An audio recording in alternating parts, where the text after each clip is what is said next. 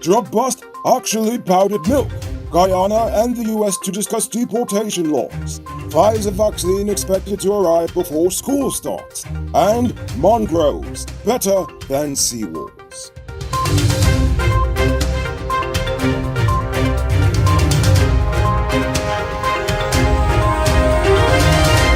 I am Noriko Bulford, and welcome to tonight's edition of Uncut News. This week's big coke bust was an epic fail for the Guyana police force. They were forced to release the woman suspected of smuggling cocaine in pockets of fern-leaf powdered milk when the lab results proved that it was actually powdered milk. The police, in its initial release, claimed that it busted the woman at Oakland Airport after the packets tested positive for cocaine. The police also claimed that during interrogation, the woman led investigators to the man who supplied her with the items, and he was arrested. Both claimed that they were unaware of the packets of milk being cocaine.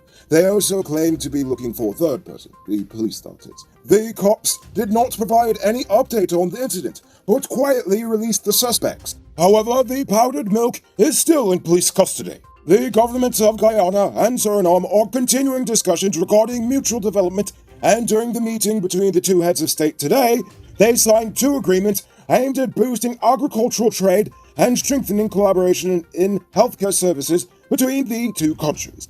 The agriculture agreement seeks to improve trade for fresh and organic agricultural produce. It deals with areas of production, certification, processing, packaging, and transporting. The healthcare agreement outlines how the countries can cooperate and deepen collaboration on a wide range of matters, including building capacity for healthcare personnel. It also speaks to joint programs in areas of public healthcare services, disease control, pharmaceutical services, and research. The two countries have also promised to do more in improving travel between them. This includes commitments to more air routes, better ferry trips, and of course the quarantine bridge. Yesterday, Nandalal met with several U.S. law enforcement agencies regarding extradition, deportation, and organized financial crimes. Representatives from the U.S. Marshals Service, the Department of Justice, the New York, New Jersey Regional Fugitive Task Force, and the Special Agent Diplomatic Service, and the U.S. Embassy in Guyana updated Nandalal on a number of areas in the legal sector that the U.S. wants support for, especially in the area of forensic investigations by collaboration between the two countries. Follow-up engagements are planned, flowing from the outcome of Wednesday's meeting. The EPA yesterday announced that there will be no environmental impact assessment conducted before the construction of the new Demerara Harbor Bridge, as it is, according to them, not significantly going to impact the environment, even as it listed potential impacts. They also added that the proposed project is exempt from the requirement to conduct an EIA, which is very odd when you consider the fact that an EIA is standard in just about every project of this nature. It's also more interesting when you consider the fact that half of the construction companies that were shortlisted for the contract were flagged by the United Nations and the World Bank for various safety and pollution violations. Are you one of the chosen few that benefits from duty-free? If yes, then check out these amazing vehicles that just arrived at Best Buy Auto Sales. This 2016 Toyota Harrier Grand Sport Edition, this 2014 Range Rover Evoque, and this 2016 Lexus RX 200T are all on sale. They are all fully loaded and come with all modern features. Call or WhatsApp 662-0844 for more info, or visit their showrooms at Lot 171 Peter Roche Street, Queenstown, or Lot 2 Lamar Street, and tell them Noriko sent you to get in on a sweet deal. A 23-year-old woman was arrested yesterday after attempting to smuggle 192 grams of weed into the New Amsterdam prison, sealed inside 2 papayas. According to the cops, they found the ganja when they searched the food she brought for an inmate. On Tuesday night, 3 gunmen robbed a goldsmith and his customers in Kitty, Georgetown. According to the police, 5 customers were in the shop when the gunmen robbed them all of over $2 million worth of gold jewelry, their cell phones, and money.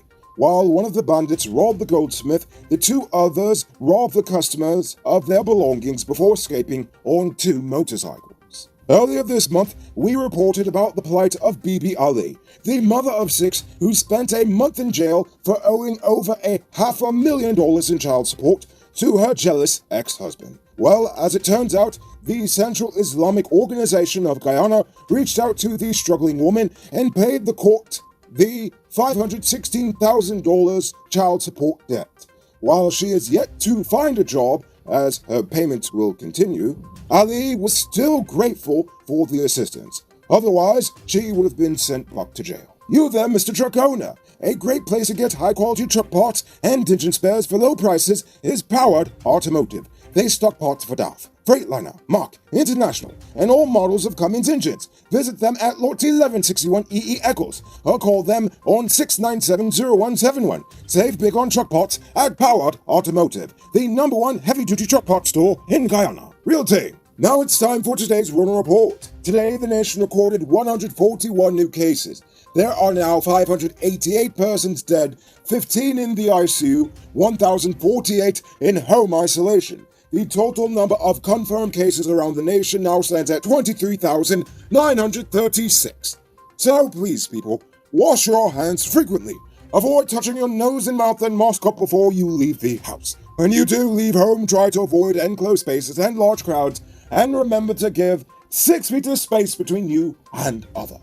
The health minister says the Pfizer vaccine will arrive in time for students to return to school next month. Consent forms are currently being distributed to parents and guardians. The forms will allow the ministry's health team to ensure that they have enough vaccines to accommodate the children at each location. For parents who do not wish to have their children vaccinated, the Ministry of Education will have to explore alternatives so that those children can continue learning. Guyana is expected to receive 100,000 doses. Yesterday, police eradicated 2 Ganja farms on the Berbice River. The first farm had about 6,000 plants and about 600 pounds of dried cannabis. 10,000 plants and about 100 pounds of dried cannabis was found at the second farm. The estimated street value of the plants is $5.4 million, and the estimated street value of the dried cannabis is $21 million. No arrests were made. And now for our stupid news of the day. You know what I think is stupid? About a decade ago, the PPP embarked on a campaign to preserve and even expand the number of coastal mangroves. In school, they drilled it into everyone's little heads not to cut the mangroves because they protect us from the rising seas. The mangroves were so precious that cutting one down was made illegal. That's actually not the stupid part. In fact, I think that was one of the single most important projects this nation ever embarked on. But what is stupid to me is the fact that now that oil has got everyone's attention, we're so quick to tear down the mangroves to build shore bases and everything else, and when you question the change in perspective, they claim that concrete seawalls work better than natural wetlands. But consider the fact that a 2019 report studying the effects of flooding in China noted that coastal wetlands were far more cost-effective in preventing storm damages. They also reduced the damaging effects of storm surges on coastal communities by absorbing storm energy in ways that neither solid land nor open water can. Keep in mind, the ground holds water during floods, in a way concrete cannot. I could go on and on about the advantages, but what I'm trying to get at is that I hope the government remembers its old passion for the mangroves and saves them. Otherwise, we'll be washed away once the sea levels overtop the current seawall.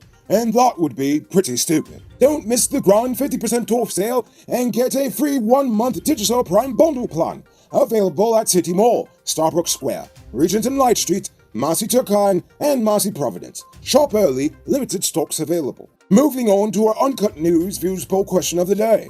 Every day we pose a question about current events in the nation, the region, the diaspora, and how you feel it relates to us. So, you give your responses in the comments and we'll read the best ones in the following episode. Yesterday's question was about the Blow Crew Democrat Party alliance. Do you believe it will actually have implications for our politics? TPK 1155 says Democrats abroad are jokers. Lansky JSOM says, I just wonder if them politicians just believe half the things them just say to the people. I wondered the same, Lansky. I wondered the same. Tyrone Estwick says, I think both countries should work together when it comes to free movement with just an identification card. Oh my, if you did that, half of Guyana would leave immediately. And finally, Jay Jairam says, the opposition did nothing for any people of Guyana. the current government is not racist and is trying to do good for all the people of Guyana. The US will see their motives just like everyone else. Well, Jay, all I can say is that you're a bigger optimist than I. So for tonight's question, the government of Suriname and Guyana want to improve the agriculture industry. What suggestions would you give them? Think about that question and tell us in the comments below. If your response is good enough, we just might feature it in our next episode. Anyway, that's all the time we have for tonight. Check us out tomorrow for another. Until then, I'm Rico Bulford saying good night, folks. Hey, Uncut News viewers, thanks for watching. You can subscribe by clicking on this button over here, or click over there for more news. You can also drop a comment to let me know if you've made it to the end of the video. Goodbye for now.